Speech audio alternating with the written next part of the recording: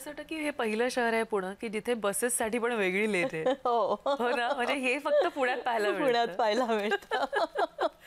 बसेसच्या क्वालिटीवर किंवा त्यांच्या अपग्रेडेशनवर ह्याकडे आपण कसं बघता जो कॉमन मॅनचा ट्रान्सपोर्ट आहे? आता बसेस आपण आता मोस्टली खरेदी करतो. आता जर माझ्याकडे ट्रान्सपोर्ट पण आहे, आपण बघतो की कायम स्वरूपामध्ये एस टी महामंडळ हे तोट्यामध्ये, कायम स्वरूपामध्ये PMPL तोट्यामध्ये. आता तुमची मुंबईची बेस तरी निदान थोडीशी प्रॉफिटमध्ये चालते.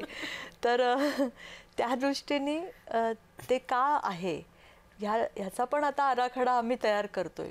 आणि एस टी महामंडळ जर प्रॉफिटमध्ये आलं तर आपण नव्याने एस टी पुरवू शकतो. आणि आता जवळजवळ नुसत्या पुणे शहरासाठी आम्ही PMPLच्या 1000 बसेसची ऑर्डर हे केलेली आहे. पण नुसत्या बसेस घेऊन उपयोग नाही ना. त्या बसेस रस्त्यावर धावण्यासाठी तुम्हाला तेवढा रस्ता पण व्यवस्थित तयार केले पाहिजे. ती सिस्टीम पण इन्फ्रा नाही दिला. जसं पुण्यामध्ये BRT केली, तर BRT रॅपिड ट्रान्सपोर्ट कधी होईल जेव्हा तुम्ही त्यांना तेवढा रॅपिडली रोड द्याल. बरोबर. आणि म्हणजे आता ट्रॅफिक पण खूप जाम होतं. खूप त्याच्यामुळे जाम होतं. तर त्यामुळे बसेस जेव्हा तुम्ही 1000 घ्याल तेव्हा तुम्ही 1000 बसेसचा तुमचा इन्फ्रा पण तुम्हाला तयार केला पाहिजे. या दृष्टीने आता सिस्टीम काम करते.